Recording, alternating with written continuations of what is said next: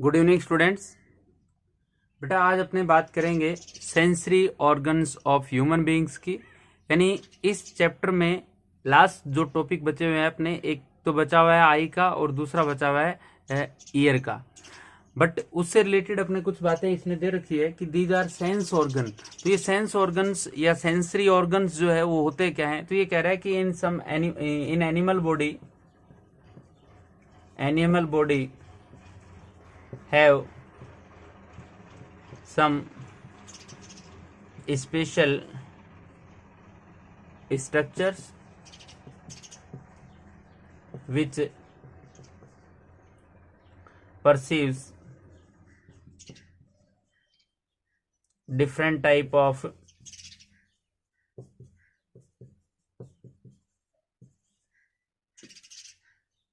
changes from external environment. यानी external environment में जो चेंजेस होते रहते हैं उन चेंजेस को रिसीव करने का काम जो है एनिमल बॉडी के अंदर स्पेसिफाइड स्ट्रक्चर्स है वो करती है। और उन्हीं स्ट्रक्चर्स को आप लोग क्या बोलते हैं, sense organ. These bodies are known as these organs are known as sense organs. बेटा ये जो सेंस ऑर्गन है, इन सेंस ऑर्गन को उनकी बॉडी में लोकेशन के अकॉर्डिंग 3 टाइप्स में आप लोग डिवाइड कर सकते हैं। एक आता है एक्सटीरो रिसेप्टर्स,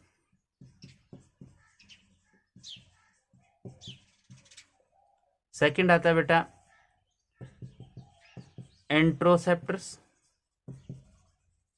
और थर्ड जो है वो है प्रोप्रियो रिसेप्टर।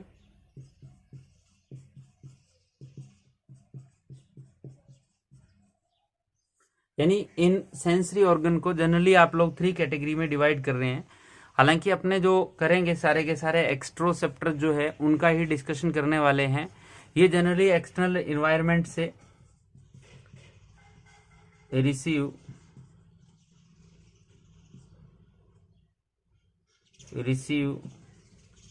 स्टिमुलस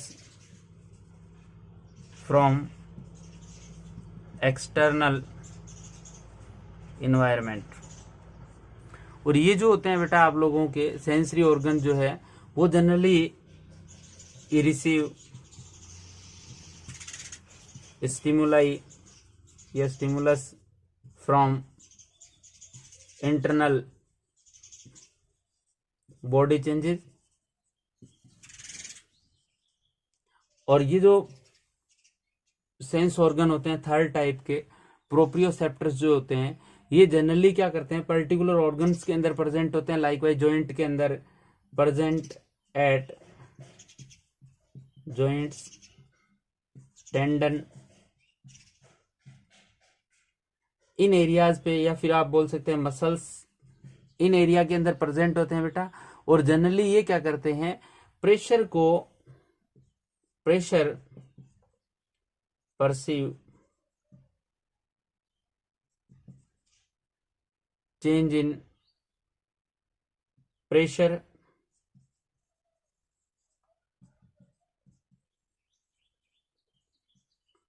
और वी कैन से टेंशन। यानी ये टेंशन और प्रेशर को रिसीव करते हैं और जनरली इक्विलिब्रियम जो है बॉडी का वो बनाने का काम करते हैं। मैं इनको कंप्लीट कर देता हूं। इक्विलिब्रियम जो है इनका मेन फंक्शन है।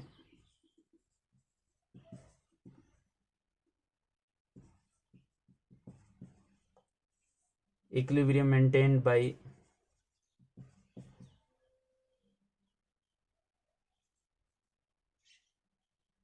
मेंटेनेंस का काम किसका है बेटा, आपके ये प्रोप्रियोसेप्टर्स जो है इनका है। इसके अलावा जो एंटीरियोसेप्टर्स है, मैं थोड़ा सा उल्टा चल रहा हूं। जैसे एंटीरियोसेप्टर्स क्या करेंगे, आपकी बॉडी के अंदर जनरली जो इंटरनल इन्वायरमेंट में कुछ चेंजेस हो जाते हैं। लाइकवाइज आप लोगों ने कहा कि सर ब्लड का कंपोजिशन चेंज हो गया, change in composition of blood. By chance आप लोगों ने कहा कि सर ब्लड में CO2 लेवल जो है वो इंक्रीज होने की वजह से, कार्बन डाइऑक्साइड लेवल इंक्रीज होने की वजह से जो कंडीशन है रेस्पिरेशन में चेंज की हो रही है, तो ऐसी रिसेप्टर्स जो है वो इन चीज़ों को रिसीव करके आपके सेंट्रल नर्वस सिस्टम को ये फॉरवर्ड कर देते हैं। यानी ये जितने भी सेंस ऑर्गन है ये क्या करेंगे, मैसेज देंगे to CNS, central nervous system को ये मैसेज फॉरवर्ड करेंगे। और थर्ड जो फर्स्ट वन आते हैं जिनको आप लोगों ने एक्सटीरोसेप्टर्स के नेम से स्टडी किया, ये जनरली एक्सटर्नल इन्वायरमेंट से ही स्टिमुलस को रिसीव करेंगे और रिसीव करने के बाद ये CNS को देंगे, और CNS क्या करेगा, अकॉर्डिंग टू स्टिमुलस और according to the impulse of stimulus जो है प्रॉपरली रिस्पॉन्ड करने का काम बॉडी को करवाएगा। तो इन एक्सटर्नल रिसेप्टर ऑर्गन्स में बेटा आपके कुछ रिसेप्टर ऑर्गन दिए हुए हैं। जैसे एक इसने दे रखा है कि ह्यूमन बीइंग के अंदर स्किन जो है वो एक रिसेप्टर ऑर्गन है, एक्सटर्नल रिसेप्टर ऑर्गन है। इसके अलावा आप बोल सकते हैं कि जो टंग है, इसके अलावा आप बोल सकते हैं नोज, इसके अलावा बोल सकते हैं आई, और इसके अलावा 5th नंबर पे मैं लिख देता हूं ईयर। तो कुल मिला के आपके ये 5 जो एक्सटीरोसेप्टर्स जो है इन्हीं का डिटेल आपके दिया हुआ है, जिसमें से बेटा पर्टिकुलर आप लोगों ने कहीं डिस्कशन किया था इस नोज वाले पोर्शन का रेस्पिरेटरी सिस्टम के अंदर। किसमें? रेस्पिरेटरी सिस्टम में आप लोगों ने डिस्कशन किया था कि ये जो नोज वाला रीजन है जिसके अंदर सिनीडेरियन मेम्ब्रेन प्रेजेंट थी, और उस सिनीडेरियन मेम्ब्रेन जिसके अंदर न्यूरोसेंसरी यानी all factory sensory nerves present थी जो स्मेल को डिटेक्ट करने का काम कर रही थी। तो नोज वाला पोर्शन तो अपना रेस्पिरेटरी ट्रैक के अंदर कंप्लीट हो गया। इसी टाइप से आप लोगों ने डिस्कशन किया टंग वाला पोर्शन। मैंने आप लोगों को टंग के अंदर डिफरेंट टाइप्स ऑफ पेपिलीज आप लोगों को बताई थी, सरकमफेरेंस पेपिली थी या फंजीफॉर्म पेपिली थी। ये सारा डिस्कशन अपने डाइजेस्टिव सिस्टम के अंदर किया था। स्किन का जो डिटेल है वैसे मैंने आप लोगों को एनिमल टिश्यू में थोड़ा पार्शियली डिटेल दिया था, वैसे अपने दिया हुआ नहीं है इन्होंने डिटेल। इसके अलावा आईज एंड ईयर जो है उनका डिस्कशन आज के वीडियो में अपने आगे करने वाले हैं। तो एक बार बेटा आप लोग इसका स्क्रीनशॉट लें, फिर अपने डिस्कशन करेंगे आई।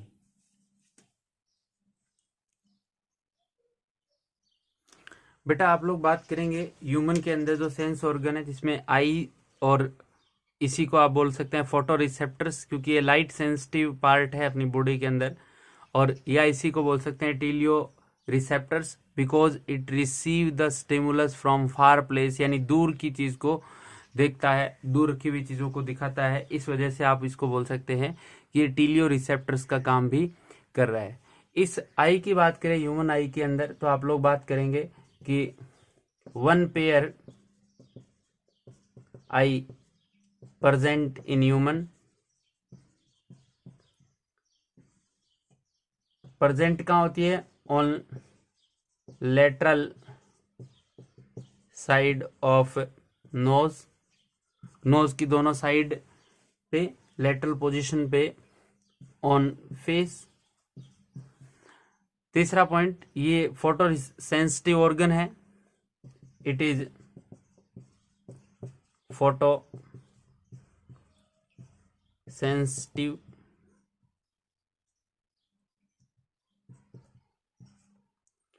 उसके अलावा यदि बात करें कि ये जो आई है ये राउंड शेप्ड होलो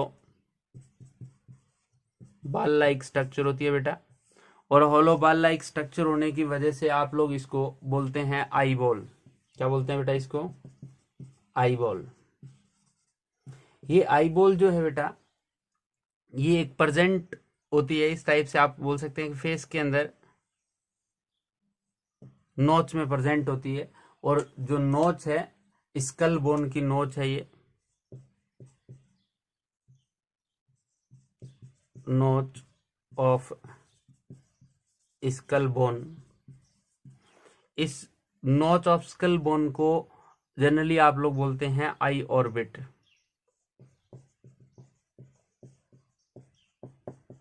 और बेटा इसी आई ऑर्बिट के अंदर अपनी जो आई है ह्यूमन की वो प्रेजेंट होती है। ये बोल रहा है कि जो आई है ह्यूमन बीइंग में उसमें अप्रोक्स 1/5 पार्ट जो है वही थोड़ा सा इस नोच से आउटसाइड अपने को दिखता है। रिमेनिंग 4/5 पार्ट जो है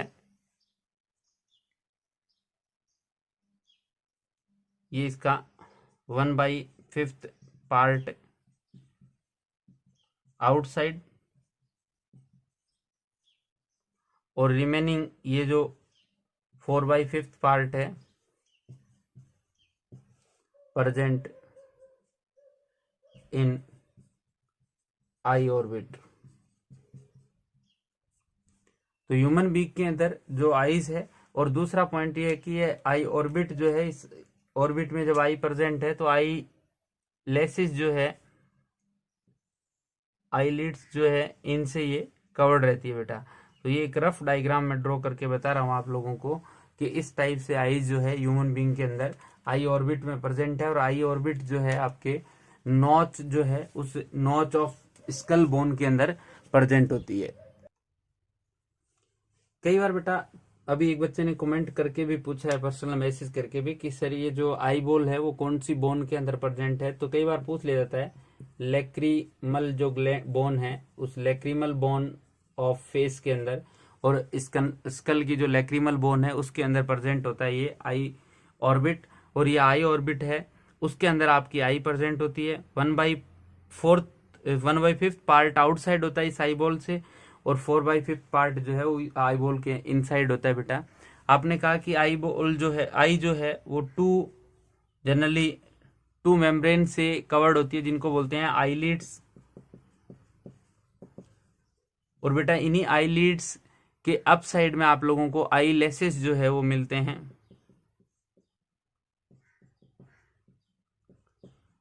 लेसेस।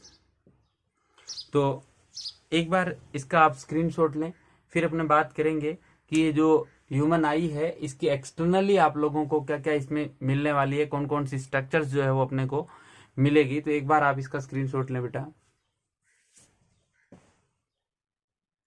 बेटा इसके बाद बात करने वाले हैं अपने एक्सटर्नल स्ट्रक्चर ऑफ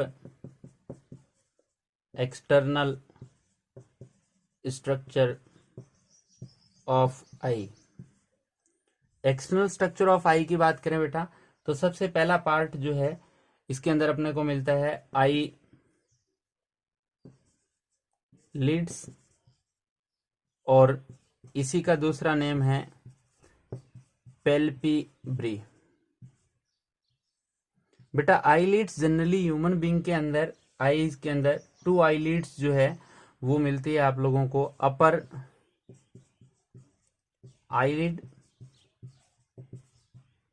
और lower eyelid. But in some organism third जो आईलिड है वो भी मिलती है बेटा, जिसको आप लोग बोल सकते हैं, ह्यूमन के अंदर 2 ही है, ओनली 1 and 2 ह्यूमन बीइंग के अंदर इन ह्यूमन। बट ये जो आपके सम एनिमल्स के अंदर आप लोगों को थर्ड आईलिड भी मिलती है, जिसको आप बोलते हैं थर्ड आईलिड।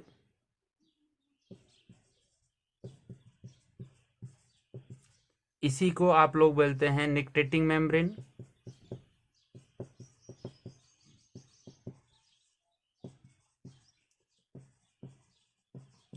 बेटा ये निक्टेटिंग मेम्ब्रेन जो है, जिसको आप लोग थर्ड आई बोलते हैं, ये जनरली ह्यूमन के अंदर क्या होती है, वेस्टिजियल होती है, वेस्टिजियल इन ह्यूमन।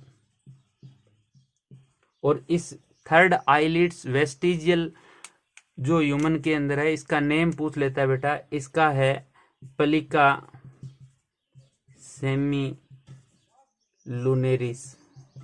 एग्जाम के अंदर पूछा जाने वाला क्वेश्चन है बेटा, या तो नहीं बट 12th क्लास में जैसे अपने स्टडी करेंगे तो इवोल्यूशन वाला जो चैप्टर है, उस इवोल्यूशन वाले चैप्टर के अंदर आप लोगों से इन चीज़ों का पूछा जा सकता है कि वेस्टिजियल ऑर्गन्स जो है वो इवोल्यूशन में इंक्लूड करते हैं आज as a evidence of evolution. और उसी में ये अपने से पूछता है कि जो प्लिका सेमी लूनेरिस जो है वो क्या होती है, तो थर्ड आईलिड्स है, या आप यूँ बोल सकते हैं कि this is the nictitating membrane which is vestigial in human being.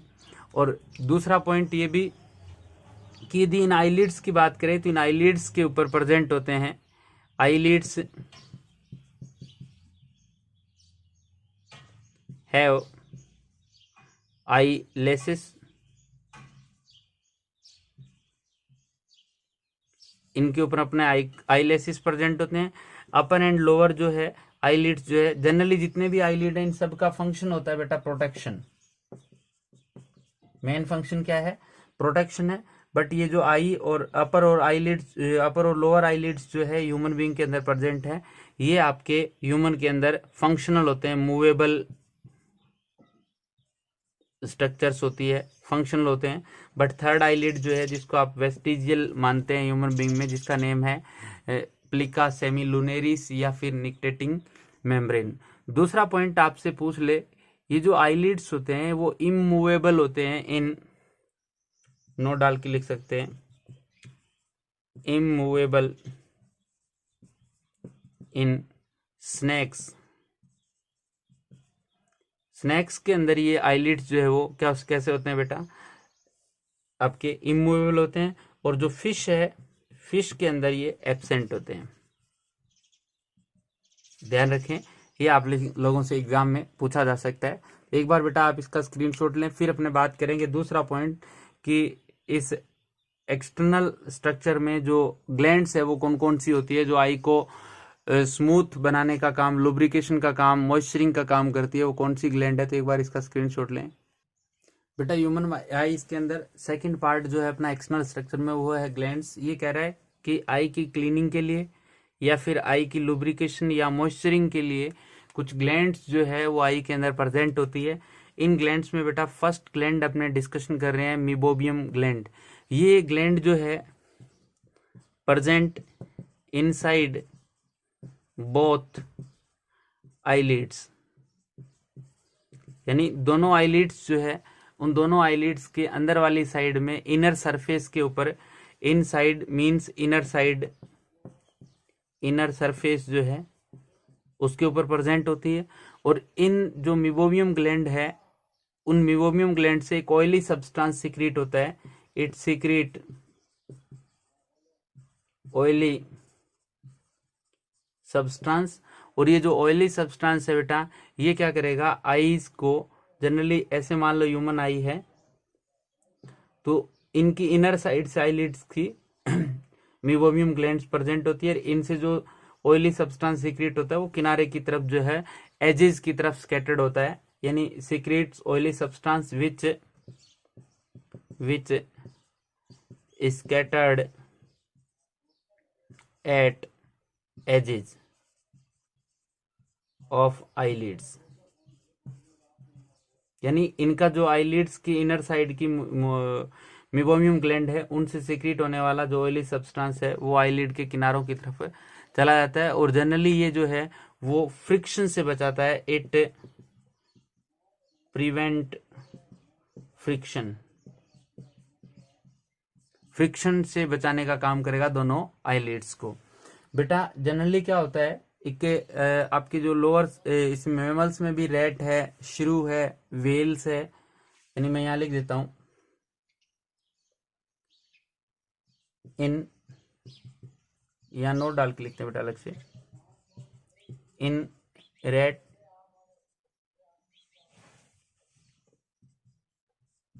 Well, श्रू, लोअर मीबोमियम ग्लैंड जो है बेटा, उस लोअर मीबोमियम ग्लैंड की जगह आप लोगों को हार्ड्रियन ग्लैंड जो है वो मिलती है। Lower meibomian gland is absent but harderian gland जो है वो प्रेजेंट होती है। ध्यान रखें, थोड़ा सा नेम पूछा जा सकता है, यानी इस मीबोमियम ग्लैंड के ऑब्लिक में यहाँ नेम लिख देता हूं मैं आप लोगों के, हार्डेरियन ग्लैंड। और आप यूं कह सकते हैं कि रैट के अंदर, वेल के अंदर और श्रू के अंदर जो है, हालांकि आप लोगों को फ्रॉग और बर्ड्स के अंदर भी यही ग्लैंड एक्टिवेटेड मिलती है, हार्डेरियन ग्लैंड जो है, फंक्शन सेम टू सेम वही है, ये भी इनसाइड होती है, बट ये लोअर आईलिड्स के प्रेजेंट होती है, एट लोअर आईलिड। यानी अपर वाली साइड में मिबोमियम ही है, बट लोअर साइड में क्या मिलेगी आपको, हार्डेरियन ग्लैंड मिलेगी। बट ह्यूमन बीइंग के अंदर दोनों साइड में ही क्या मिलती है आप लोगों को, ये मिबोमियम ग्लैंड ही मिलती है। सेकंड ग्लैंड बेटा इसने दे रखी है लैक्रिमल ग्लैंड। आप लोगों को अच्छी तरह से पता है, ये जनरली अपना हथियार होता है जब कोई डांटता है उस टाइम। तो इस लैक्रिमल ग्लैंड से जो वाटरी सब्सटेंस रिलीज होता है जिसको आप लोग बोलते हैं टीयर्स। और ये जो टीयर्स होते हैं बेटा, इनके अंदर आपसे एग्जाम में एक ही चीज पूछी जा सकती है, इसमें ये एल्केलाइन नेचर का है, एल्केलाइन है, and lysozymes are present for killing the bacteria. यानी इस लैक्रिमल ग्लैंड से जो alkaline substance, alkaline watery substance जो है वो रिलीज होगा, और ये वाटरी सब्सटेंस जो है उसमें लाइसोजाइम्स प्रेजेंट होते हैं for killing the bacteria. Means आपकी आई के थ्रू बैक्टीरिया की एंट्री को रोकने का काम कौन करेगा, आप लोगों के ये टीयर्स जो है वो करेंगे। और ये प्रेजेंट कहाँ होती है बेटा, तो आप ये बोल सकते हैं कि आउटर एंगल जो होता है ईच आई बॉल का, वहां प्रेजेंट होती है ये। फिर इसी में ये लैक्रिमल ग्लैंड जो होती है ह्यूमन के अंदर 4 मंथ बाद में, after activated, after 4 month from birth, यानी जन्म के 4 महीने के बाद, 4 महीने के बाद में ये क्या होती है बेटा, एक्टिवेटेड होती है। इसके अलावा बेटा इसने लिखा है कि आई लीड्स जो है उसकी मार्जिन पे आप लोगों को जिस ग्लैंड भी मिलती है, जिस ग्लैंड कहाँ प्रेजेंट होती है, at margin of eyelids. Eyelids की मार्जिन पे आप लोगों को कौन सी ग्लैंड मिलेगी, जिस ग्लैंड जो है वो मिलती है। और लास्ट में आप लोगों के इसने लिखा है मोल्स ग्लैंड। मोल्स ग्लैंड जो है ये मॉडिफाइड स्वेट ग्लैंड होती है, और ये भी आप लोगों को फाउंड इन आई लेसिस के अंदर मिलती है, प्रेजेंट इन आई लेसिस, और मॉडिफाइड स्वेट ग्लैंड। ठीक है बेटा, तो कुल मिलाकर आईज के अंदर बात करें तो आप लोगों को 4 टाइप्स ऑफ आई ग्लैंड जो है एक्सटर्नली अपने को ये मिलने वाली है, और इन आई ग्लैंड्स का फंक्शन क्या है वो अपने यहाँ लिख दिया। एक बार आप इसका स्क्रीनशॉट लें बेटा। इसके बाद थर्ड पॉइंट अपने डिस्कशन करें कि जो आई है ह्यूमन बीइंग की, इसके अंदर कौन कौन सी मसल्स जो है वो अपने को मिलती है। तो आप लोग लिख सकते हैं मसल्स ऑफ आई बॉल। इस आई बॉल्स की मसल्स जो है वो कौन कौन सी है बेटा, ओवरऑल इसके अंदर आप लोग बोलते हैं कि अपने को 6 मसल्स जो है मिलती है आई बॉल के अंदर। इन 6 में से ये कह रहा है कि 4 मसल्स जो होती है, 4 जो है वो तो होती है बेटा रेक्टस मसल्स, और 2 जो है बेटा वो होती है ऑब्लिक मसल्स, ऑब्लिक मसल्स। कुल मिलाकर 6 मसल्स अपने को आई बॉल के अंदर मिल रही है बेटा। In rectus muscles and oblique muscles जो होती है इनका फंक्शन होता है मूवमेंट ऑफ आई बॉल, यानी आई बॉल जो है उस आई बॉल की मूवमेंट करवाना ही क्या है, इन मसल्स का मेन फंक्शन है। और बाई चांस इन मसल्स में कोई डिफेक्ट हो जाए, यानी ये मसल्स छोटी बड़ी हो जाए, या मसल्स जो है परमानेंट कॉन्ट्रैक्ट हो जाए, तो ऐसी कंडीशन में स्ट्रेबिस्मस डिजीज जो है, स्क्वेंट आईज जो है वो हो जाती है। देखो होता क्या है, मान लें कि ये अपने पास आई बॉल है, सॉरी आई ऑर्बिट है, और इस आई ऑर्बिट के अंदर इस टाइप से ये अपनी आई जो है वो प्रेजेंट है। ठीक है, इसी डायग्राम को अपने इस वे से भी ड्रॉ कर लेते हैं। ये ह्यूमन बीइंग के अंदर नोज है, और ये अपने आई ऑर्बिट को ड्रॉ कर लिया, और इस आई ऑर्बिट में बेटा ये रेड कलर से मैंने आई को ड्रॉ कर दिया। ठीक है, आई बॉल, ये है आई ऑर्बिट। अब क्या होता है बेटा, ये जो आई है इस आई के अपर साइड में अपने को मसल्स मिलती है, अपर साइड में। एक मसल मिलती है अपने को लोअर साइड में, यानी अपर साइड ये मान ले, ये लोअर साइड हो गई। फिर एक आपको मिलती है बेटा लेटरल साइड पे। लेटरल साइड पे देखा जाए तो दो होती है, एक इनसाइड टुवर्ड्स नोज और ये आउटसाइड। तो इसमें इस लेटरल वाली पोजीशन को यहाँ दिखा सकता हूँ बेटा, उस साइड की जो लेटरल मसल्स है उसको मैं दिखा नहीं सकता, यहाँ से आपको चारों दिख जाएगी। आप ये कह सकते हैं कि सर ये जो अपर मसल्स है, ये अपर जो मसल्स है इसको आप बोलते हैं सुपीरियर रेक्टस मसल्स। यानी ये मसल कौन सी है बेटा, सुपीरियर रेक्टस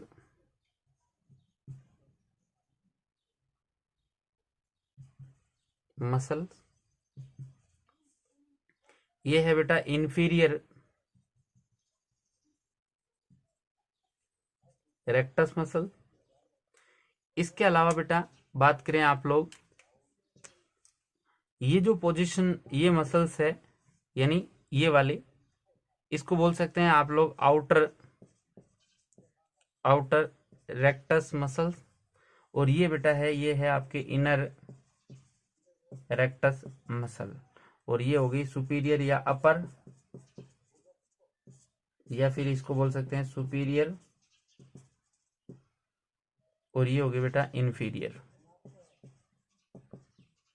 अब क्या हुआ बेटा, ये जो रेक्टस मसल्स है सारी की सारी, यानी 4 रेक्टस मसल्स मैंने बता दी। इन आउट ऑफ 4 में आप लोगों को 1 मिलेगी सुपीरियर पे,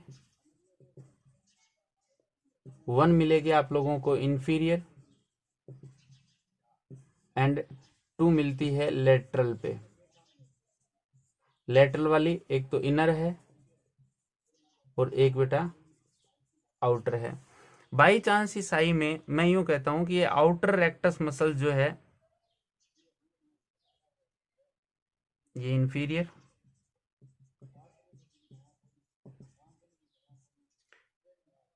ये आउटर रेक्टस मसल्स बेटा है, ये बाई चांस कॉन्ट्रैक्ट हो, क्या हो, कॉन्ट्रैक्ट हो, तो आई बॉल जो है वो किस साइड में घूमेगा बेटा, ये टुवर्ड्स ईयर, कान की तरफ, बाहर की तरफ घूमेगा। आई बॉल उधर की तरफ देखेगा, मतलब उधर की तरफ ऐसा लगेगा विजन उस साइड में है। इसी टाइप से बेटा इनर साइड की रोटेट हो, ये कॉन्ट्रैक्ट हो, तो आई बॉल किस साइड में घूमेगा, आई बॉल आपका इस साइड में घूमेगा। और यदि ये कॉन्ट्रैक्ट होती है तो इस साइड में घूमता, और बाई चांस ये कॉन्ट्रैक्शन शो कर रही है तो अपर साइड में, और ये कॉन्ट्रैक्शन करती है तो लोअर साइड में। मीन्स इस आई बॉल को मूवमेंट करवाने का काम जो है इन रेक्टस मसल्स का है। हालांकि ऑब्लिक मसल्स जो है वो भी वर्क कर रही है बेटा। ये ऑब्लिक मसल्स नेम से ही क्लियर है कि ऑब्लिक टाइप की होती है, मीन्स इस टाइप से है। जैसे मैं यूं कहूं कि ये अपर साइड है, इस अपर साइड को तो इस टाइप से अटैच होती है ये ऑब्लिक मसल्स लोअर की तरफ, और लोअर वाली क्या करेगी बेटा, इस टाइप से अटैच होती है। ये तिरछी होती है इसलिए इनको ऑब्लिक मसल्स बोलते हैं बेटा। इन ऑब्लिक मसल्स को आप लोग ये कह सकते हैं कि ये जो ऑब्लिक मसल्स है इनको इंफीरियर और आप सुपीरियर ऑब्लिक मसल्स में कन्वर्ट कर सकते हैं, इंफीरियर और सुपीरियर। मैं यहां नाम लिख देता हूं,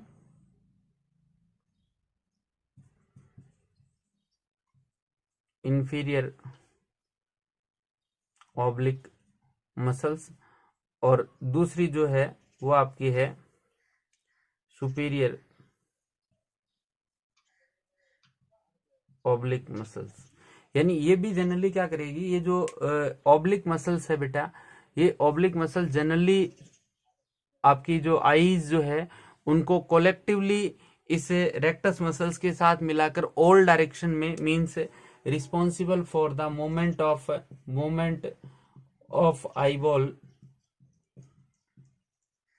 एट इट्स एक्सिस, यानी इसी के एक्सिस के ऊपर रोटेट करने का काम करवाती है, आई के एक्सिस पे रोटेट करवाने का काम करेगी आई को। हालांकि ये ऑब्लिक मसल्स जो है वो रेक्टस मसल्स के साथ वर्क करके ही काम करती है। अब मैंने कहा कि यदि इनमें कोई डिफेक्ट हो जाए, डिफेक्ट मीन्स किसी भी टाइप से कोई मसल जो है वो साइज में छोटी बड़ी हो जाए, या फिर कोई कॉन्ट्रैक्शन कम शो करे, कोई रिलैक्सेशन ज़्यादा शो करे, तो ऐसी कंडीशन में आपका विजन जो होता है वो तिरछापन होता है, जिसको भेंगापन, टेढ़ा देखने की बीमारी बोलते हैं। तो इन मसल्स की वजह से जो प्रॉब्लम होती है बेटा, डिफेक्ट इन दीज मसल्स जो है वो एक डिजीज कॉज करता है, जिसका नेम पूछा जा सकता है स्ट्रैबिस्मस डिजीज, या इसी को आप बोलते हैं स्क्वेंट आई डिजीज। स्क्वेंट का मतलब भी बेटा वही है, तिरछापन जो है, तिरछा देखने की प्रॉब्लम। इसके अलावा ये जो आई मसल्स है, क्योंकि अब अपने को ये क्लियर है कि भाई इन मसल्स में जब तक कोई मोटर नर्व्स नहीं आएगी तब तक ये वर्क करने वाली नहीं है। अब आप लोग ये कहोगे कि सर इनके पास भी क्या कोई मोटर नर्व आएगी, क्योंकि ये आई की मसल्स है बेटा, और मसल्स के पास जो नर्व आती है वो कौन सी आती है, मोटर नर्व आती है। तो ये मोटर नर्व कहाँ से आएगी, क्योंकि आप लोगों ने लास्ट वीडियो में डिस्कशन किया था कि सर सीएनएस जो है उस सीएनएस में ब्रेन एंड स्पाइनल कोड आता है। अब ब्रेन और स्पाइनल कोड डायरेक्ट तो इनके कांटेक्ट में होता नहीं। आप लोगों ने कहा कि ब्रेन से जो क्रेनियल नर्व्स निकलती है, उन क्रेनियल नर्व्स में कहीं याद आ रहा होगा आप लोगों को कि 12 पेयर ऑफ क्रेनियल नर्व्स थी, और उन क्रेनियल नर्व्स में मैंने आप लोगों को एक बताया था 3rd नंबर की, एक बताया था 4th नंबर की, और एक आप लोगों को बताया था 6 नंबर की। 6 नंबर की क्रेनियल नर्व जो थी बेटा, ये मोटर नर्व थी और ये आई मसल से रिलेटेड थी। तो कुल मिलाकर आप यदि बात करेंगे कि आईज के अंदर आप लोगों को 6 मसल्स मिलती है, और ये 6 मसल्स कौन कौन सी क्रेनियल नर्व से रिलेटेड होती है, 3rd, 4th एंड 6 से होती है। आप लोग कोई भी बच्चा मेरे को कमेंट करके बताएं कि सर 3rd जो क्रेनियल नर्व थी, इस 3rd का नेम क्या था, 4th का नेम क्या था, और 6 नंबर की जो क्रेनियल नर्व थी उसका नेम क्या था। जैसे ही आप कमेंट करोगे, कमेंट करने के साथ ही आज का वीडियो जो है बेटा यहीं ख़त्म होता है। नेक्स्ट वीडियो में डिस्कशन करेंगे इंटरनल स्ट्रक्चर ऑफ ह्यूमन आई का। तो आज के लिए इतना ही, थैंक यू।